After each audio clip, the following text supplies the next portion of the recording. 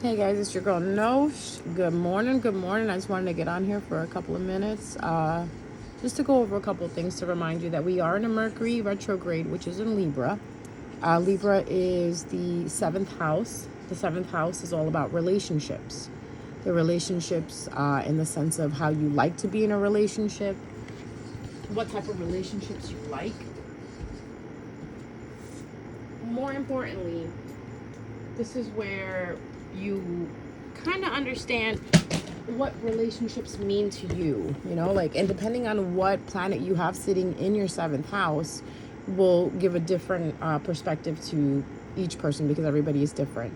If you have Saturn in your seventh house, it just means that you have a lot of past karma that you may have to clear out this lifetime. So when it comes to relationships, they might be a little bit disciplinary in a sense where they are going to teach you structure, they're going to teach you discipline, they're going to teach you to grow up basically, because Saturn is all about father time, growing up. If you have Mercury in the seventh house, Mercury in the seventh house basically talks about being a little better at communication when you're in a relationship with someone. Whenever you're connecting with someone, you want to make sure that the communication is not tainted, because communication is going to be the major focal point in that aspect.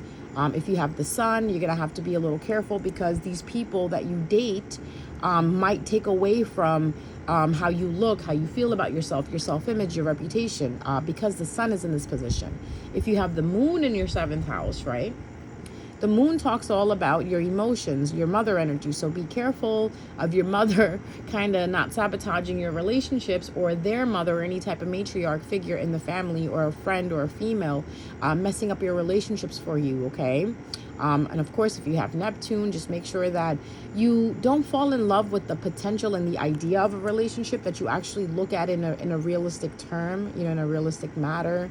Let's see, if you have Uranus, you may go through a lot of relationships. You may have a lot of relationships where they're strange in a sense. They're not your traditional relationships. It's always something off about the relationship. Either you guys live far away from each other, or you're very cold, you're very detached in the relationship, or you tend to date people who are detached and cold, okay? A lot of that mysterious rebel type of energy. So this is what happens when different planets sit in the seventh house. But overall, Mercury is in retrograde in the zodiac sign of Libra. So what's happening? This is what you're probably asking, like, okay, Nosh, what's going on? What does that mean? It means that every relationship you have, it's going to get balanced out. So if you're in a relationship with someone and this person has been taking from you, this Mercury retrograde, it's going to slow it down a little bit so you can see whatever this person has been taking. And then, basically at the end of the retrograde, you have to ask yourself, do I continue letting this person take from me, or do I actually put a stop to it and put a balance to it? I believe in moderation. I believe in balance. So if you are giving too much of yourself to other people, it is time to pull back, because that's what the Mercury retrograde is going to be showing you. Also, if you are an individual that not only relationships, love relationship, guys, but your family relationship, any type of relationship that you have, a friendship. A lot of times, a lot of friends come back during this time period. A lot of exes come back during this time period, especially with Libra being the ruler of the seventh house. Ruler of the seventh house, and Venus being the ruler of Libra. It's basically, in a sense, it's very nostalgic, very, you're going to miss a lot of people. You're going to want to reach out to them. Don't do that. Do not reach out to anybody that you're missing, because remember, the retrograde is only for a few weeks. And soon as this retrograde is over, it's going to go back to the way it was. So whoever you're missing between this retrograde, I would definitely advise, don't reach out to them. If you are on the other hand, on the other side of the court, where you're the one being reached out to, someone's reaching out to you from your past, don't answer. Where you are right now is where you need to be. And if these people are not there today, and these people weren't there in the past, that's how it's supposed to be. So say someone you talked to maybe a year ago, 2 years ago, they message you and they're like, oh, I haven't spoken to you. Do not respond back, guys, because there's a reason why God moved you away from those people. And this is why the Mercury retrograde is kind of basically teaching you how to reflect, showing you how to reflect, or it's telling you it's time to reflect. Remember, you stopped talking to this person. You remember why you stopped talking to them. Remember what happened when you started talking to them. Sometimes people bring an essence of an energy with them when they enter your life, and you want to check that energy at the door. So if you started talking to someone, say a year ago, 2 years ago, and since you start talking to this person, your car breaks down, your money goes low, your tires are this, everything negative that you could think of is starting to happen, stay away from that person, because this retrograde, that person is going to come around and they're going to reach out to you.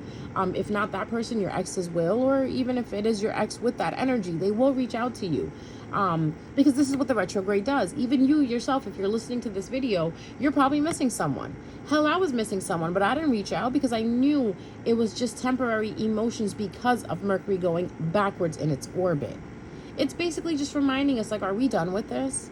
And if you are missing someone, you're thinking of someone, just remember what was it that basically broke you guys apart. Now, if it was clear misunderstanding in a sense where they were supposed to meet you, they get into a car accident, God forbid, and they weren't able to meet you, okay, that's a prime example. You start talking to someone, they lose their phone, so they lose your phone number. That's okay. You can talk to that person. I'm talking about, do not talk to people who brought chaos into your life, who brought negativity into your life, who basically showed you who your enemies were. During a time period, if you were talking to a person and then talking to this person started a trend in your life where everybody around you started turning on you, everybody around you started becoming unfair to you, let go of that person. You don't know, that person might have brought that energy into your life. Okay, so because sometimes what people do is, well, sometimes people don't know that this is what they're doing. Everybody carries a certain type of energy. If you don't heal your energy, you don't heal your traumas, you will project them onto other people. Okay, so when you're hanging out with people, be careful and protect your energy, because the people you're hanging out around, or the people that you're speaking to, even if they're far off in the distance, they carry a certain type of energy that is going to be accumulated into your life.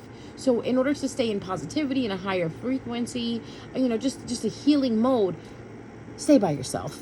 You know what I mean? Hands down, that's my advice and my opinion and my suggestion all the way around. Stay by yourself, because you're the only one you can trust, okay? I know sometimes we have these friends and we can't live without them. That's not my story. I can live without friends. I really don't need anyone. I need myself. I rely on myself. I depend on myself. So it really doesn't bother me to cut people off. It doesn't really bother me to get a message from someone and not respond back to it. No matter how sweet the message is, no matter what they're saying, I don't care. Whatever happened. It was in the past. If we are not speaking today, if I'm not reaching out to you, there's a fucking reason. Get with the reason, get over it, move on. You know what I mean? And some people cannot understand that. Those are the people that are going to be reaching out to you this Mercury retrograde. And again, in hindsight, just remember, if they weren't for you then, or if things didn't work out then, what makes you think it's going to work out now? Okay? So I'm a very optimistic person, but there's some things that you have to be realistic about, okay?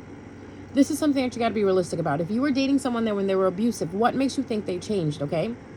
Because the main thing is, people don't change. They change their victims, or they change their format of how they try to hurt you, or they change their strategy of how they're going to hurt you again, okay? Because people are people. People don't change. Just remember that. All right? I'm sorry. Apologies, no apologies, but that's what I feel. This is my opinion. You can take it if you'd like to. If you don't want to, that's absolutely fine with me. I'm not going to get upset with you. But again, just be careful of the energies that are trying to enter back into your life. You, collective, are moving to another level. You're moving higher up. You're going to be making more money. You're going to be more recognized. You're going to be famous. Those of you who are creators, you are going to be getting into that limelight. You are going to be shining brightly. And that's why these people are coming back. Okay? Because they know, they feel it. They've been getting readings done on you. They've been talking about you.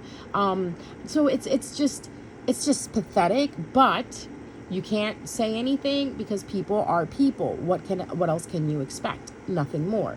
What you can do is, though, what's in your control is handling yourself, not responding, not answering the phone. Just block. Okay? Restrict their asses, block their asses from tapping into your energy again. Restrict their asses, block their asses from trying to get in touch with you again. Pull yourself so far away where you can't even see them anymore. Okay, they're like little, when you're flying in the air and you're about to land, and the city looks like little colonies of ants, basically. Like, people are just like looking like so tiny. That's how far up you're gonna go. Okay, and that's how little these people are gonna start to become in your eyesight. They're gonna go, as you move farther and farther, they're going to be pushed back farther and farther away from you, because your spirit guides and your ancestors and your passed over loved ones are rooting for you only.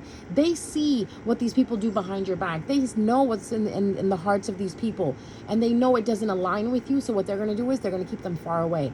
But you can't control everybody. Not even spirit guides and ascending masters and passed over loved ones can control other people's wills and rights and however they feel. But what they're going to do is they're going to let you know, like, don't answer that message. Don't answer that call. Don't talk to that person. Leave it be. Like I say, let sleeping dogs lay sleeping. Let the, let whatever's buried, let it stay buried. Whatever's in the past, stay the fuck in the past. All right, guys? So that's your message for today. I love you guys. Take care of yourself. Take care of the ones that truly do love you, genuinely love you, and has always been there for you. Love yourself most importantly, and choose you most importantly, okay? Love you guys. Take care.